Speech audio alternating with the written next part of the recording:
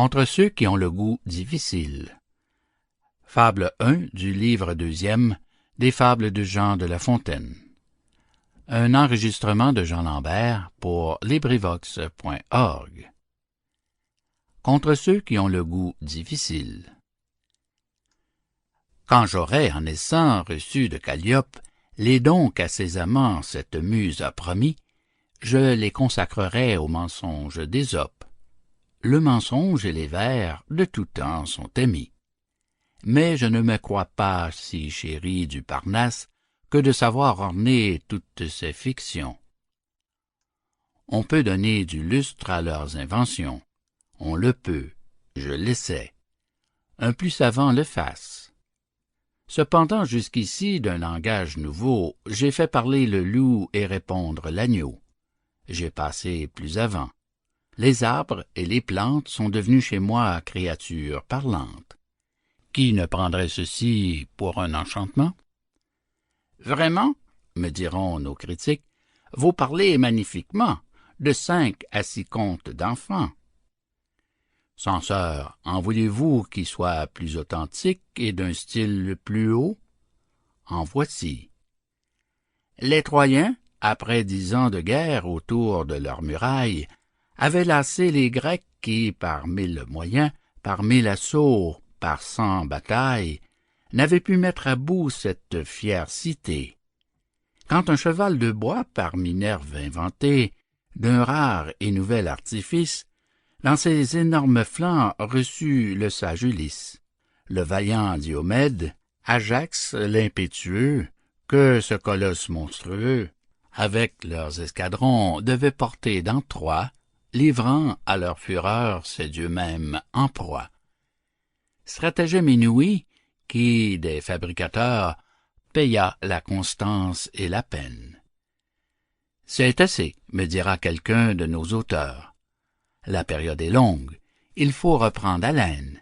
Et puis votre cheval de bois, vos héros avec leurs phalanges, ce sont des contes plus étranges qu'un renard qui cajole un corbeau sur sa voie. De plus, il vaut si mal d'écrire en si haut style. Eh bien, baissons d'un ton. La jalouse Amarille songeait à son Alcippe et croyait de ses soins n'avoir que ses moutons et son chien pour témoins. Tircis, qui l'aperçut, se glisse entre des saules. Il entend la bergère adressant ses paroles au doux Zéphyr et le priant de les porter à son amant. Je vous arrête à cette rime, dira mon censeur à l'instant. Je ne la tiens pas légitime, ni d'une assez grande vertu. Remettez pour le mieux ces 2 vers à la fonte. Maudit censeur, te tairas-tu? Ne saurais-je achever mon conte? C'est un dessein très dangereux que d'entreprendre de te plaire. Les délicats sont malheureux, rien ne saurait les satisfaire. Fin de Contre ceux qui ont le goût difficile, Fable 1 du livre 2e des fables de La Fontaine. Cet enregistrement appartient au domaine public.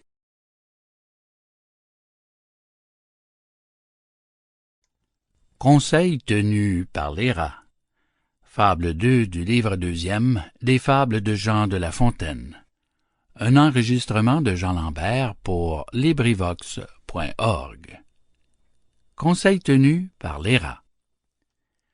Un chat, nommé Rodilardus, faisait de rats telle déconfiture que l'on n'en voyait presque plus, tant il en avait mis dedans la sépulture. Le peu qui en restait, n'osant quitter son trou, ne trouvait à manger que le quart de son sou. Et Rodilard passait chez la gente misérable, non pour un chat, mais pour un diable. Or un jour qu'au haut et au loin, le galant alla chercher sa femme, pendant tout le sabbat qu'il fit avec sa dame, le demeurant des rats tint chapitre en un coin sur la nécessité présente. Dès l'abord, leur doyen, personne fort prudente, opina qu'il fallait, et plus tôt que plus tard, attacher un grelot au cou de Rodilard. Qu'ainsi, quand il irait en guerre, de sa marche averti, il s'enfuirait sous terre. Qu'il n'y savait que ce moyen. Chacun fut de l'avis de monsieur le doyen. Chose ne leur parut à tous plus salutaire. La difficulté fut d'attacher le grelot. L'un dit: « Je n'y vas point, je ne suis pas si sot. » L'autre: « Je ne saurais. » Si bien que sans rien faire, on se quitta. J'ai maints chapitres vus qui, pour néant, se sont ainsi tenus. Chapitre, nom de rat, mais chapitre de moine, voire chapitre de chanoine. Ne faut-il que délibérer? La cour en conseillers foisonne. Est-il besoin d'exécuter? L'on ne rencontre plus personne. Fin de Conseil tenu par les rats. Fable deuxième du livre second des Fables de La Fontaine. Cet enregistrement appartient au domaine public.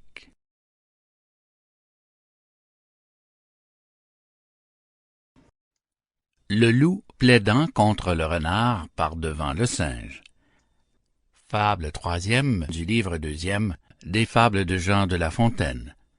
Un enregistrement de Jean Lambert pour LibriVox.org. Le loup plaidant contre le renard par devant le singe. Un loup disait qu'on l'avait volé. Un renard, son voisin, d'assez mauvaise vie, pour ce prétendu vol par lui fut appelé. Devant le singe, il fut plaidé, non point par avocat, mais par chaque partie. Thémis n'avait point travaillé, de mémoire de singe, a fait plus embrouillé. Le magistrat suait en son lit de justice. Après qu'on eut bien contesté, répliqué, crié et tempêté, le juge, instruit de leur malice, leur dit: « Je vous connais de longtemps, mes amis, et tous deux vous paierez l'amende. Car toi, loup, tu te plains, quoiqu'on ne t'ait rien pris. Et toi, renard, as pris ce que l'on te demande. » Le juge prétendait qu'à tort et à travers, on ne saurait manquer condamnant un pervers. Fin de Le loup plaidant contre le renard par devant le singe. Fable troisième du livre deuxième des Fables de La Fontaine. Cet enregistrement appartient au domaine public.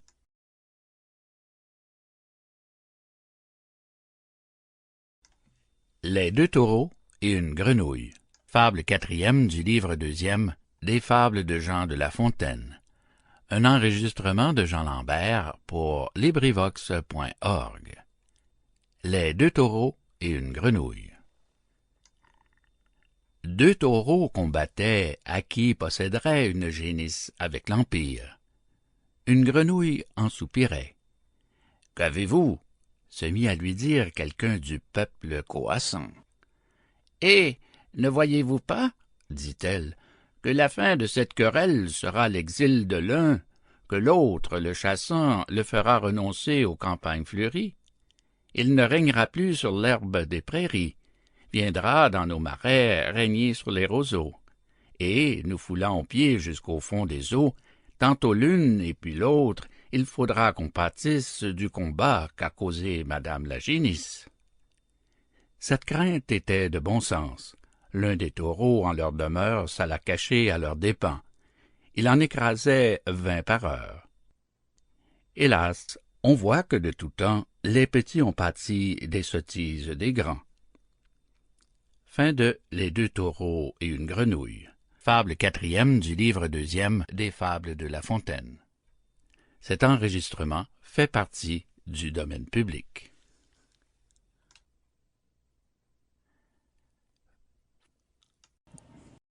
La chauve-souris et les deux belettes. Fable 5 du livre deuxième des Fables de Jean de La Fontaine. Un enregistrement de Jean Lambert pour LibriVox.org. Une chauve-souris donna tête baissée dans un nid de belettes, et sitôt qu'elle y fut, l'autre, envers les souris longtemps courroucée, pour la dévorer accourut. « Quoi? Vous osez, dit-elle, à mes yeux vous produire, après que votre race a tâché de me nuire? N'êtes-vous pas souris? Parlez sans fiction. Oui, vous l'êtes, ou bien je ne suis pas belette. Pardonnez-moi, dit la pauvrette, ce n'est pas ma profession. Moi, souris? Des méchants vous ont dit ces nouvelles. Grâce à l'auteur de l'univers, je suis oiseau. Voyez mes ailes. Vive l'agent qui fend les airs.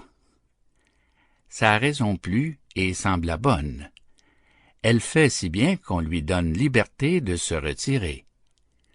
2 jours après, notre étourdi aveuglément va se fourrer chez une autre belette aux oiseaux ennemis. La voilà de rechef en danger de sa vie. La dame du logis, avec son long museau, s'en allait la croquer en qualité d'oiseau, quand elle protesta qu'on lui faisait outrage. « Moi, pour tel passé, vous n'y regardez pas. Qui fait l'oiseau? C'est le plumage. Je suis souris. Vive les rats! Jupiter confonde les chats. » Par cette adroite repartie, elle sauva 2 fois sa vie. Plusieurs se sont trouvés qui, d'écharpe changeant, au danger, ainsi qu'elle, ont souvent fait la figue. Le sage dit, selon les gens, « Vive le roi, vive la ligue !» Fin de La chauve-souris et les 2 belettes. Fable 5e du livre 2e des Fables de La Fontaine. Cet enregistrement appartient au domaine public.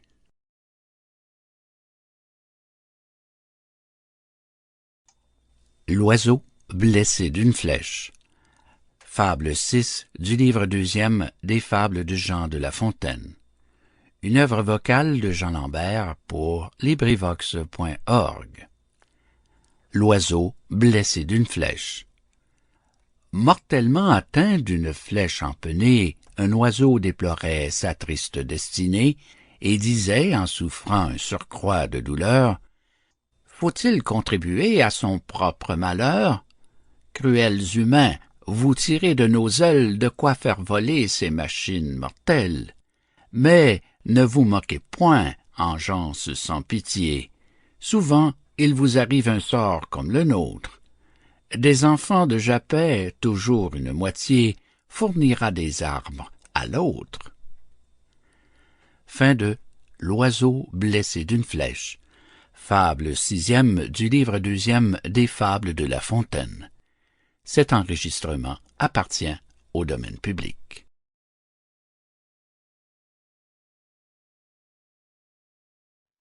La lys et sa compagne. Fable 7 du livre 2e des Fables de Jean de La Fontaine. Une œuvre vocale de Jean Lambert pour LibriVox.org. La lys et sa compagne. Une lys étant sur son terme et ne sachant où mettre un fardeau si pressant, fait si bien qu'à la fin sa compagne consent de lui prêter sa hutte où la lys s'enferme. Au bout de quelque temps, sa compagne revient. La lys lui demande encore une quinzaine. Ses petits ne marchaient, disait-elle, qu'à peine. Pour faire court, elle l'obtient. Ce second terme échu, l'hôte lui redemande sa maison, sa chambre, son lit. La lys, cette fois, montre les dents et dit « Je suis prête à sortir avec toute ma bande, si vous pouvez nous mettre dehors. » Ses enfants étaient déjà forts. Ce qu'on donne aux méchants, toujours on le regrette.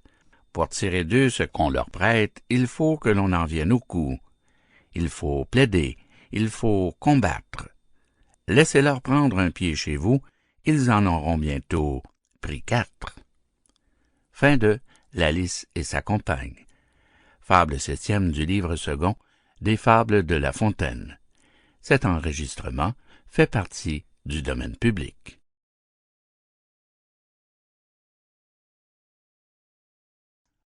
L'aigle et l'escarbot. Fable 8 du livre 2e des Fables de Jean de La Fontaine. Un oral de Jean Lambert pour LibriVox.org. L'aigle et l'escarbot.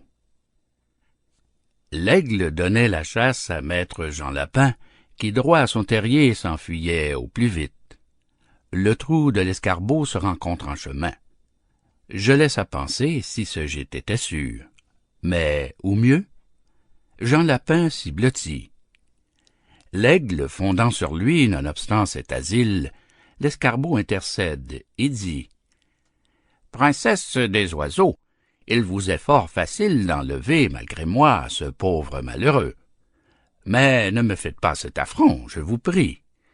Et puisque Jean Lapin vous demande la vie, donnez-la lui, de grâce, ou l'ôtez à tous deux. C'est mon voisin, c'est mon compère. » L'oiseau de Jupiter, sans répondre un seul mot, choque de l'aile l'escarbot, l'étourdit, l'oblige à se taire, enlève Jean Lapin. L'escarbot indigné vole au nid de l'oiseau, fracasse en son absence ses œufs, ses tendres œufs, sa plus douce espérance. Pas un seul ne fut épargné. L'aigle étant de retour et voyant ce ménage, remplit le ciel de cris, et pour comble de rage, ne sait sur qui venger le tort qu'elle a souffert. Elle gémit en vain, sa plainte au vent se perd. Il fallut pour 7 ans vivre en mer affligée. L'an suivant, elle mit son nid en lieu plus haut. L'escarbot prend son temps, fait faire aux œufs le sot. La mort de Jean Lapin, de rechef, est vengée. Ce second deuil fut tel que l'écho de ces bois n'endormit de plus de 6 mois. L'oiseau qui porte Ganymède, du monarque des dieux enfin implore l'aide, dépose en son giron ses œufs, et croit qu'en paix ils seront dans ce lieu, que, pour ses intérêts, Jupiter se verra contraint de les défendre. Hardi qui les irait l'apprendre. Aussi ne les y prit-on pas. Leur ennemi changea de note.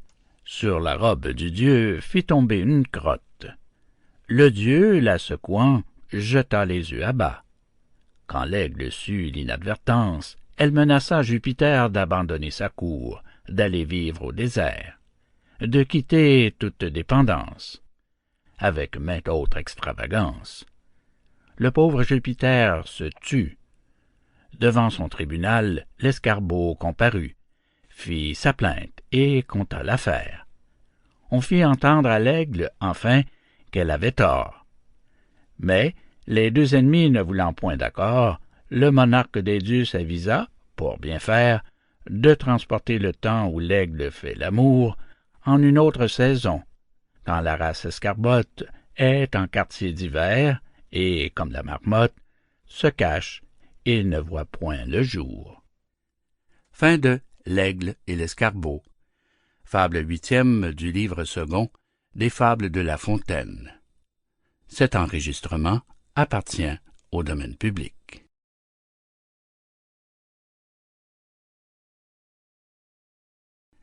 Le lion et le moucheron. Fable 9 du livre 2e des Fables de Jean de La Fontaine. Un oral de Jean Lambert pour LibriVox.org. Le lion et le moucheron. Va-t'en, chétif insecte, excrément de la terre. C'est en ces mots que le lion parlait un jour au moucheron. L'autre lui déclara la guerre. « Penses-tu, lui dit-il, que ton titre de roi me fasse peur ni me soucie? Un bœuf est plus puissant que toi. Je le mène à ma fantaisie. » À peine il achevait ces mots que lui-même il sonna la charge, fut le trompette et le héros. Dans l'abord il se met au large, puis prend son temps, fond sur le cou du lion qu'il rend presque fou. Le quadrupède écume et son œil étincelle. Il rugit. On se cache, on tremble à l'environ. Et cette alarme universelle est l'ouvrage d'un moucheron. Un avorton de mouche en 100 lieues le harcèle. Tantôt pique l'échine, et tantôt le museau, tantôt entre au fond du naseau. La rage alors se trouve à son faîte montée. L'invisible ennemi triomphe et rit de voir qu'il n'est griffe ni dent en la bête irritée, qui, de le mettre en sang, ne fasse son devoir. Le malheureux lion se déchire lui-même, fait résonner sa queue alentour de ses flancs, bat l'air qui n'en peut, mais, et sa fureur extrême le fatigue, l'abat.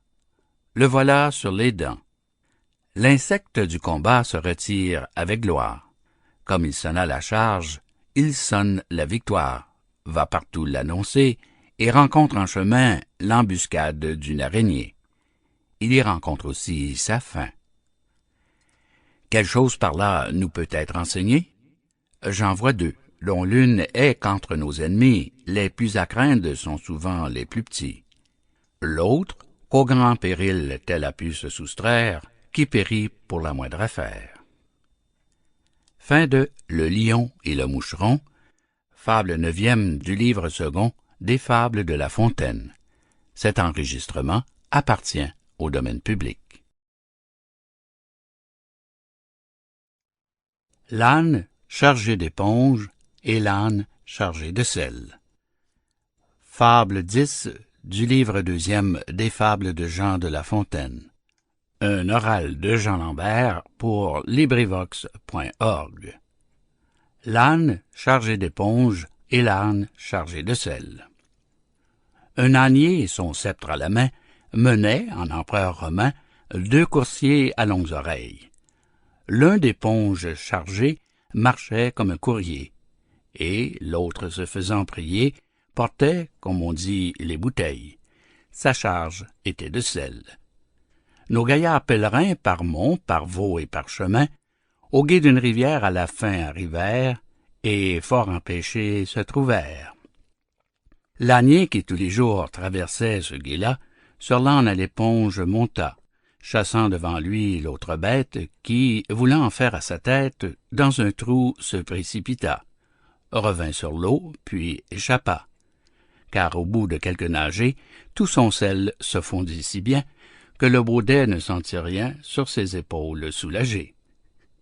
Camarade épongier prit exemple sur lui, comme un mouton qui va dessus la foi d'autrui. Voilà mon âne à l'eau. Jusqu'au col, il se plonge, lui, le conducteur et l'éponge. Tous trois burent d'autant. L'ânier et le grison firent à l'éponge raison. Celle-ci devint si pesante, et de tant d'eau s'emplit d'abord, que l'âne, succombant, ne put gagner le bord. L'ânier l'embrassait dans l'attente d'une prompte et certaine mort. Quelqu'un vint au secours. Qui ce fut? Il n'importe. C'est assez qu'on ait vu par là qu'il ne faut point agir chacun de même sorte. J'en voulais venir à ce point. Fin de L'âne chargé d'éponge et l'âne chargé de sel.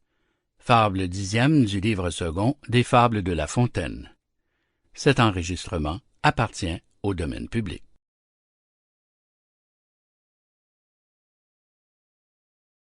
Le lion et le rat. Fable 11 du livre 2e des Fables de Jean de La Fontaine. Un oral de Jean Lambert pour LibriVox.org. Le lion et le rat. Il faut, autant qu'on peut, obliger tout le monde. On a souvent besoin d'un plus petit que soi. De cette vérité, deux fables feront foi, tant la chose en preuve abonde. Entre les pattes d'un lion, un rat sortit de terre assez à l'étourdi. Le roi des animaux, en cette occasion, montra ce qu'il était et lui donna la vie. Ce bienfait ne fut pas perdu. Quelqu'un aurait-il jamais cru qu'un lion d'un rat eût affaire? Cependant il advint qu'au sortir des forêts, ce lion fut pris dans des rets, dont ses rugissements ne le purent défaire. Sire Rat accourut et fit tant par ses dents qu'une maille rongée emporta tout l'ouvrage. Patience et longueur de temps font plus que force ni que rage. Fin de Le lion et le rat. Fable 11e du livre second des Fables de La Fontaine. Cet enregistrement appartient au domaine public.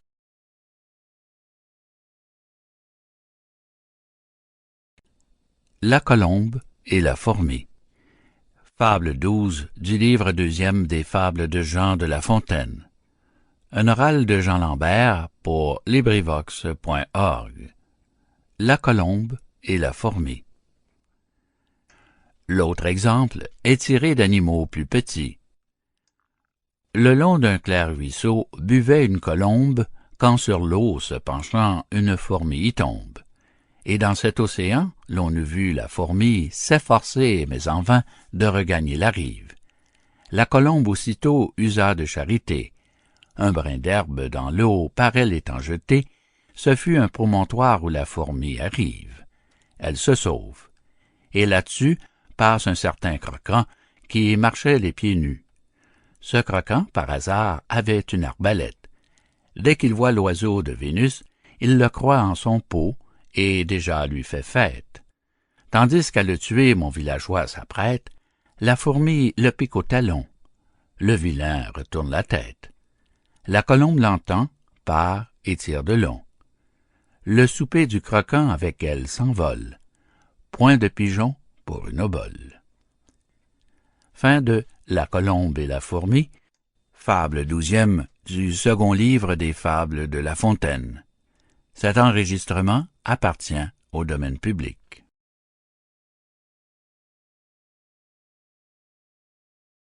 L'astrologue qui se laisse tomber dans un puits. Fable 13 du livre 2e des fables de Jean de La Fontaine. Un enregistrement de Jean Lambert pour LibriVox.org. L'astrologue qui se laisse tomber dans un puits. Un astrologue un jour se laissa choir au fond d'un puits. On lui dit « Pauvre bête, tandis qu'à peine à tes pieds tu peux voir, penses-tu lire au-dessus de ta tête? » Cette aventure en soi, sans aller plus avant, peut servir de leçon à la plupart des hommes. Parmi ce que de gens sur la terre nous sommes, il en est peu qui, fort souvent, ne se plaisent d'entendre dire qu'au livre du destin, les mortels peuvent lire. Mais ce livre, qu'Homère et les siens ont chanté, qu'est-ce que le hasard parmi l'Antiquité et parmi nous la Providence? Or, du hasard il n'est point de science. S'il en était, on aurait tort de l'appeler hasard, ni fortune, ni sort. Toute chose très incertaine. Quant aux volontés souveraines de celui qui fait tout et rien qu'avec dessein, qui les sait que lui seul? Comment lire en son sein? Aurait-il imprimé sur le front des étoiles ce que la nuit des temps enferme dans ses voiles? À quelle utilité? Pour exercer l'esprit de ceux qui, de la sphère et du globe, ont écrit? Pour nous faire éviter des maux inévitables? Nous rendre dans les biens de plaisirs incapables? Et, causant du dégoût pour ces biens prévenus, les convertir en maux devant qu'ils soient venus? C'est erreur, ou plutôt c'est crime de le croire. Le firmament se meut, les autres font leur cours, le soleil nous luit tous les jours sa clarté succède à l'ombre noire, sans que nous en puissions autre chose inférer que la nécessité de luire et d'éclairer, d'amener les saisons, de mûrir les semences, de verser sur les corps certaines influences. Du reste, en quoi répond au sort toujours divers ce train toujours égal dont marche l'univers? Charlatans, faiseurs d'horoscopes, quittez les cours des princes de l'Europe. Emmenez avec vous les souffleurs tout d'un temps. Vous ne méritez pas plus de foi que ces gens. Je m'emporte un peu trop. Revenons à l'histoire de ce spéculateur qui fut contraint de boire. Outre la vanité de son art mensonger, c'est l'image de ceux qui baillent aux chimères, cependant qu'ils sont en danger, soit pour eux, soit pour leurs affaires. Fin de L'astrologue qui se laisse tomber dans un puits. Fable 13e du livre second des fables de La Fontaine. Cet enregistrement appartient au domaine public.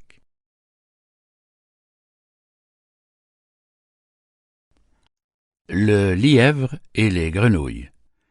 Fable 14 du livre 2e des fables de Jean de La Fontaine. Un oral de Jean Lambert pour LibriVox.org. Le lièvre et les grenouilles. Un lièvre en son gîte songeait. car que faire en un gîte à moins que l'on ne songe? Dans un profond ennui, ce lièvre se plongeait. Cet animal est triste, et la crainte le ronge. Les gens de naturel peureux sont, disait-il, bien malheureux. Ils ne sauraient manger morceaux qui leur profitent. Jamais un plaisir pur, toujours assauts divers. Voilà comme je vis. Cette crainte maudite m'empêche de dormir, sinon les yeux ouverts. Corrigez-vous, dira quelque sage cervelle. Eh, la peur se corrige-t-elle? Je crois même qu'en bonne foi, les hommes ont peur comme moi. Ainsi raisonnait notre lièvre, et cependant faisait le guet. Il était douteux, inquiet. Un souffle, une ombre, un rien, tout lui donnait la fièvre. Le mélancolique animal, en rêvant à cette matière, entend un léger bruit. Ce lui fut un signal pour s'enfuir devers sa tanière. Il s'en alla passer sur le bord d'un étang. Grenouilles aussitôt de sauter dans les ondes. Grenouilles de rentrer en leur grotte profonde. « Oh! » dit-il, « j'en fais faire autant qu'on m'en fait faire. Ma présence effraie aussi les gens. Je mets l'alarme au camp. Et d'où me vient cette vaillance? Comment? Des animaux qui tremblent devant moi? Je suis donc un foudre de guerre. Il n'est, je le vois bien, si poltron sur la terre, qui ne puisse trouver un plus poltron que soi. » Fin de Le lièvre et les grenouilles. Fable 14e du livre second des Fables de La Fontaine. Cet enregistrement appartient au domaine public.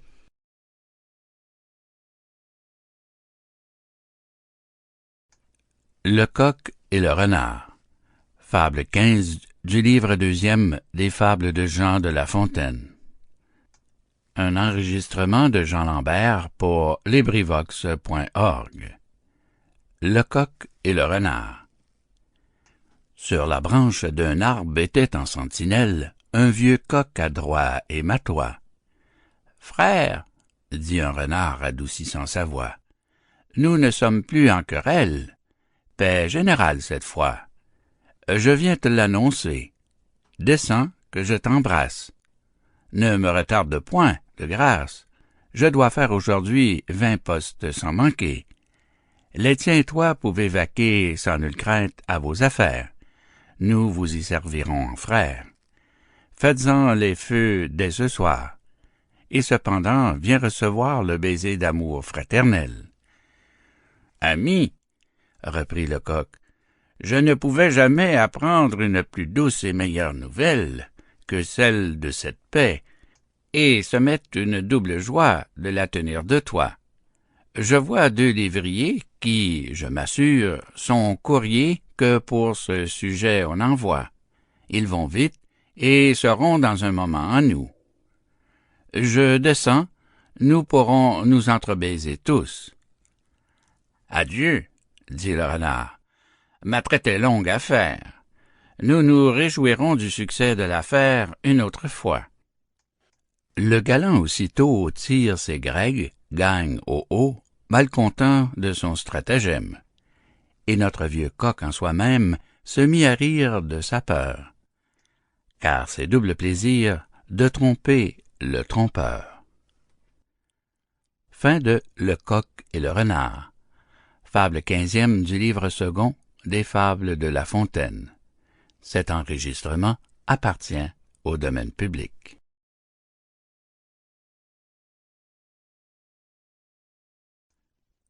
Le corbeau voulant imiter l'aigle.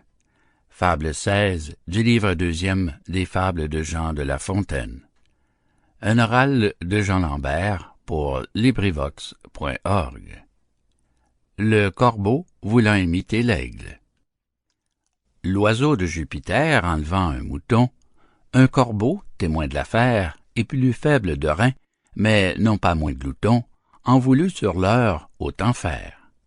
Il tourne alentour du troupeau, marque entre 100 moutons le plus gras, le plus beau, un vrai mouton de sacrifice. On l'avait réservé pour la bouche des dieux. Gaillard Corbeau disait, en le couvant des yeux, « Je ne sais qui fut ta nourrice, mais ton corps me paraît en merveilleux état. Tu me serviras de pâture. » Sur l'animal bêlant ces mots, il s'abat. La moutonnière créature pesait plus qu'un fromage. Outre que sa toison était d'une épaisseur extrême et mêlée à peu près de la même façon que la barbe de Polyphème. Elle empêtra si bien les serres du corbeau que le pauvre animal ne put faire retraite. Le berger vient, le prend, l'encage bien et beau, le donne à ses enfants pour servir d'amusette. Il faut se mesurer. La conséquence est nette. Mal prend aux volereaux de faire les voleurs. L'exemple est un dangereux leurre. Tous les mangeurs de gens ne sont pas grands seigneurs. Où la guêpe a passé, le moucheron demeure. Fin de Le corbeau voulant imiter l'aigle. Fable 16e du livre second des Fables de La Fontaine. Cet enregistrement appartient au domaine public.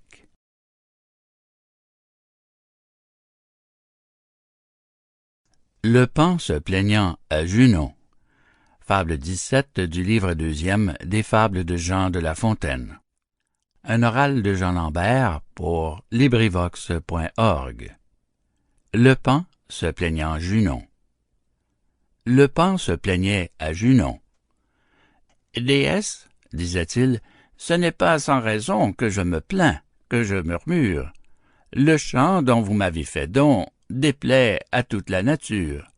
Au lieu qu'un rossignol, chétive créature, forme des sons aussi doux qu'éclatants, est lui seul l'honneur du printemps. » Junon répondit en colère.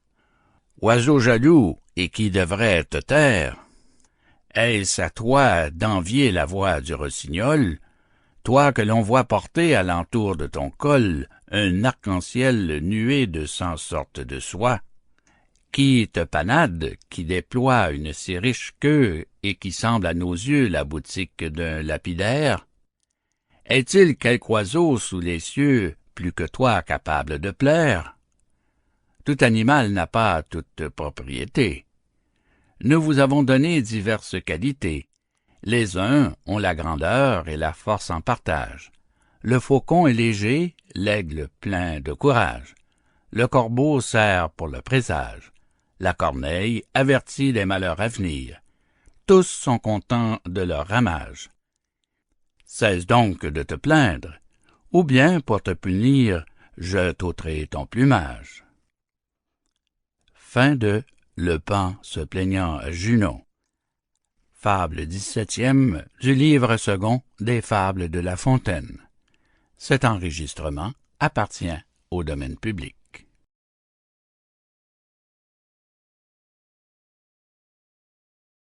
La chatte métamorphosée en femme. Fable 18 du livre deuxième des Fables de Jean de La Fontaine. Un oral de Jean Lambert pour LibriVox.org. La chatte métamorphosée en femme. Un homme chérissait éperdument sa chatte. Il la trouvait mignonne et belle et délicate, qui miaulait d'un ton fort doux. Il était plus fou que les fous. Cet homme donc, par prière, par larmes, par sortilège et par charme, fait tant qu'il obtient du destin que sa chatte en un beau matin devient femme, et, le matin même, Maître Sot en fait sa moitié. Le voilà fou d'amour extrême, de fou qu'il était d'amitié.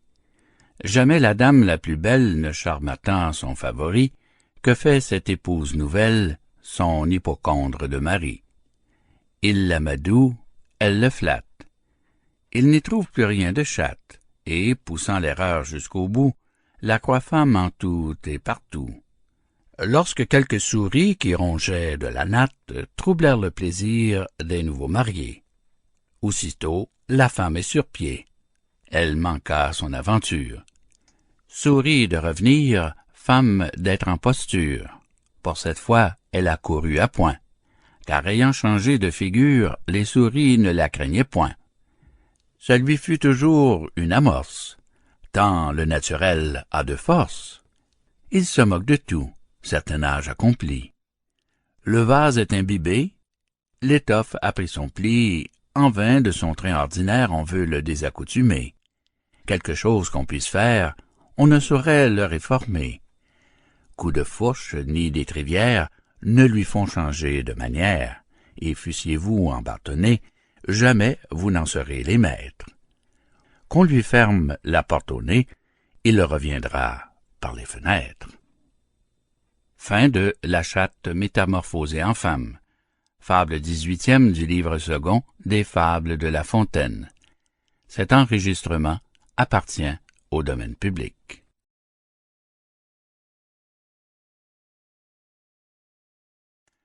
Le lion et l'âne chassant.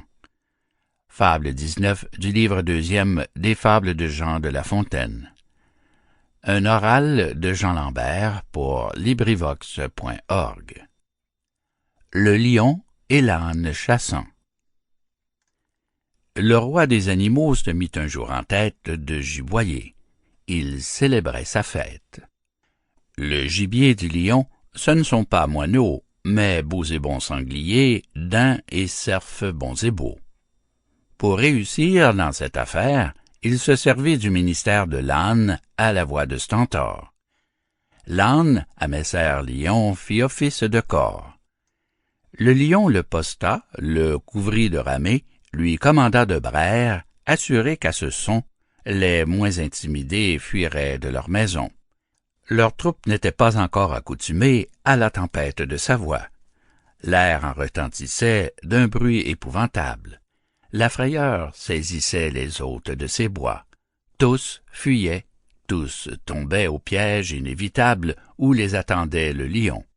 « N'ai-je pas bien servi dans cette occasion? » dit l'âne en se donnant tout l'honneur de la chasse. « Oui, » reprit le lion, « c'est bravement crié. Si je ne connaissais ta personne et ta race, j'en serais moi-même effrayé. » L'âne, s'il eût osé, se fut mis en colère, encore qu'on le raillât avec juste raison. Car qui pourrait souffrir un âne fanfaron? Ce n'est pas là leur caractère. Fin de Le lion et l'âne chassant. Fable 19e du livre second des Fables de La Fontaine. Cet enregistrement appartient au domaine public.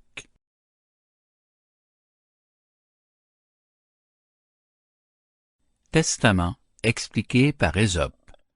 Fable 20 du livre deuxième des Fables de Jean de La Fontaine. Un oral de Jean Lambert pour LibriVox.org. Testament expliqué par Ésope. Si ce qu'on dit d'Ésope est vrai, c'était l'oracle de la Grèce. Lui seul avait plus de sagesse que tout l'aréopage. En voici pour essai une histoire des plus gentilles et qui pourra plaire au lecteur.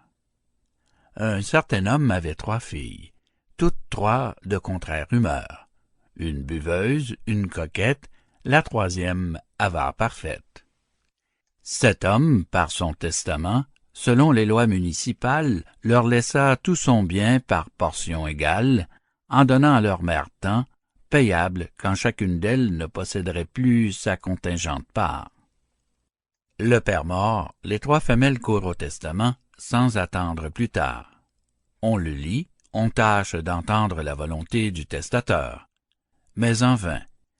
Car comment comprendre qu'aussitôt que chacune sœur ne possédera plus sa part héréditaire, il lui faudra payer sa mère?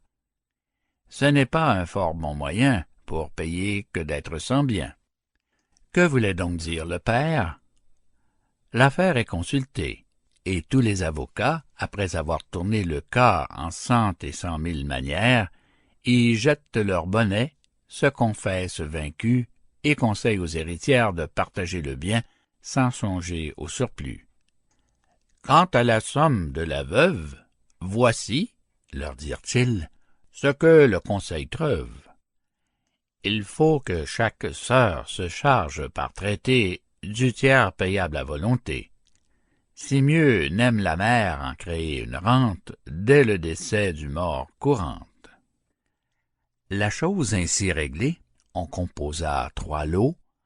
En l'un, les maisons de bouteilles, les buffets dressés sous la treille, la vaisselle d'argent, les cuvettes, les brocs, les magasins de malvoisie, les esclaves de bouche et, pour dire en 2 mots, l'attirail de la goinfrerie.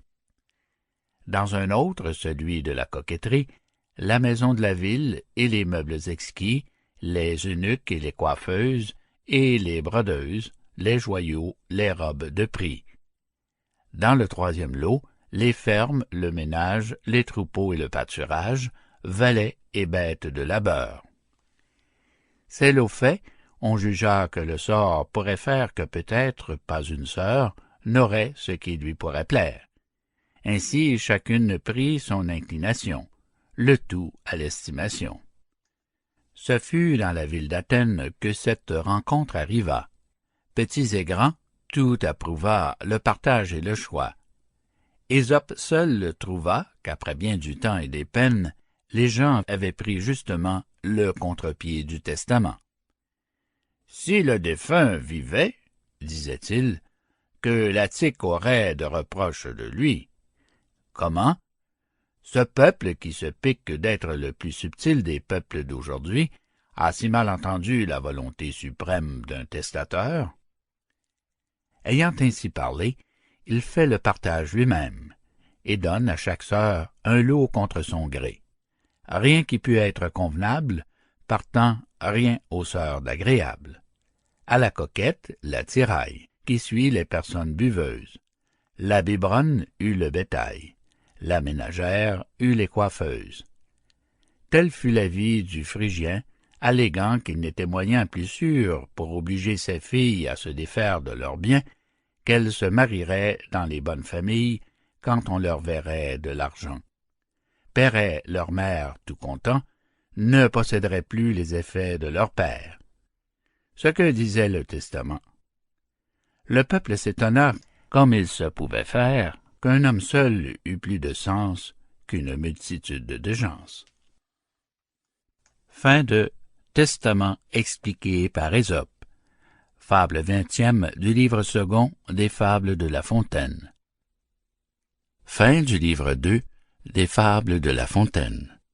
Cet enregistrement appartient au domaine public.